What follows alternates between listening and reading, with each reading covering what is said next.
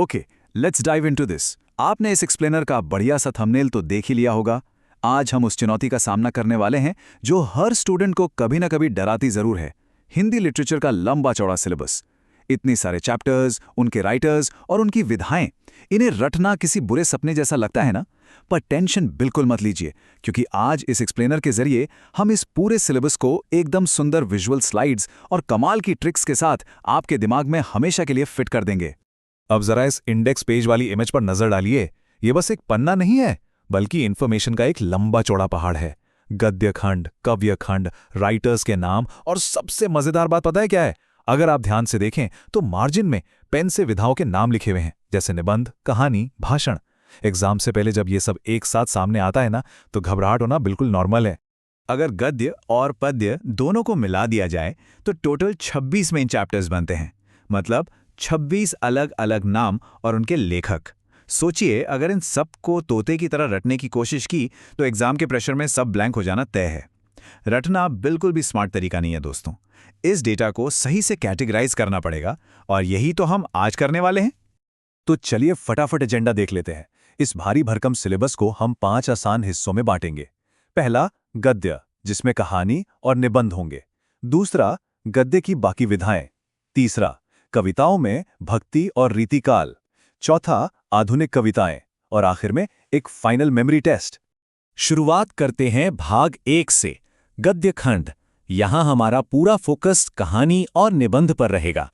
अब इन 2 चैप्टर्स को देखिए जो निबंध यानी एस्से की कैटेगरी में आते हैं। पहला है बातचीत, जिसके लेखक हैं बालकृष्ण भट्ट। अब इसकी ट्रिक सुनिए। बस इमेजिन कीजिए कि छोटे से बालकृष्ण बहुत ही प्यारी प्यारी बातचीत कर रहे हैं। बन गया ना कनेक्शन? दूसरा चैप्टर है अर्धनारीश्वर, जो रामधारी सिंह दिनकर ने लिखा है। इसकी ट्रिक ये है कि राम ने ही अर्धनारीश्वर का रूप धारण किया हुआ है, यानी रामधारी। ट्रस्ट मी, एग्जाम में ये छोटे छोटे मेंटल पिक्चर्स आपको कभी धोखा नहीं देंगे। Now what's really interesting about this slide is हमने डायरेक्टली सोर्स वाली इमेज से हाथ से लिखे हुए नोट्स उठाए हैं।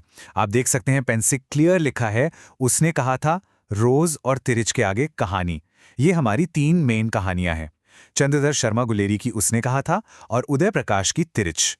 लेकिन इनके बीच वाली कहानी के लिए एक बहुत ही सॉलिड ट्रिक है हमारे पास। कहानी का नाम है रोज और लेखक हैं सच्चिदानंद हीरानंद वात्स्यायन अज्ञेय।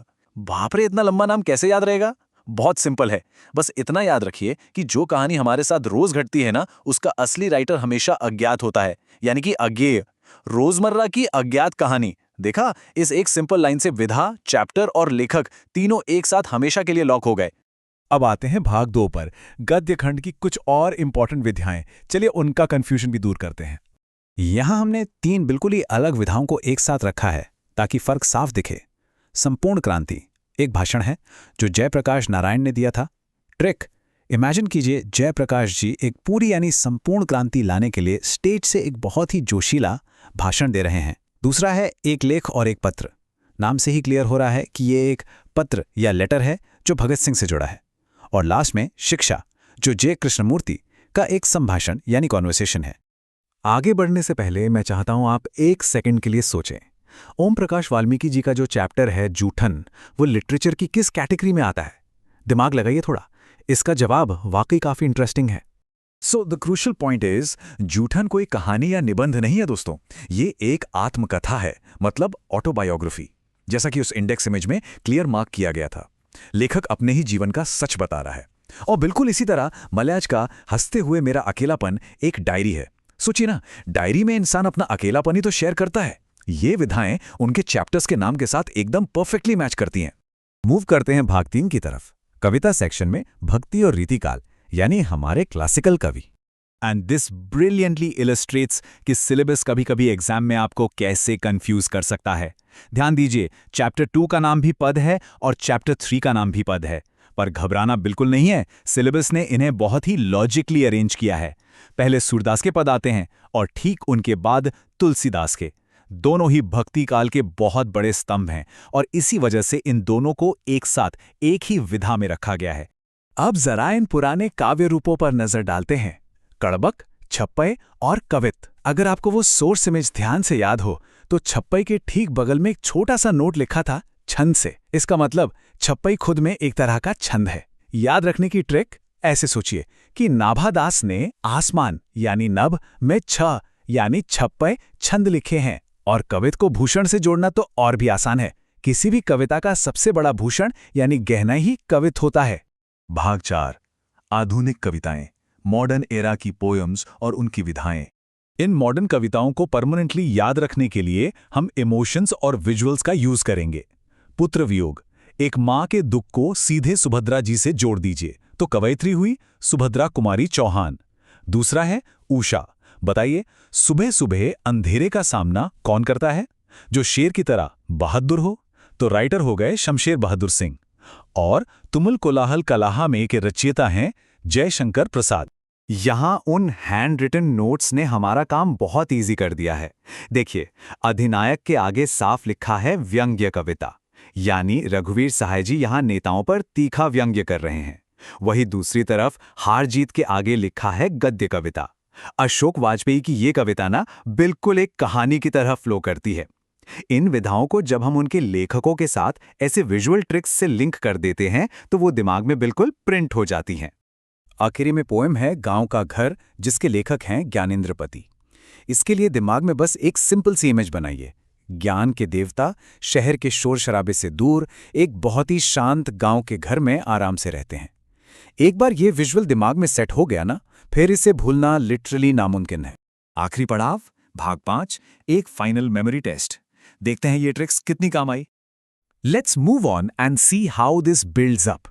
एग्जाम हॉल के उस प्रेशर वाले माहौल में आपको बस 3 लॉजिक स्टेप्स फॉलो करने हैं। स्टेप 1, सबसे पहले विधा या कीवर्ड को पहचानिए।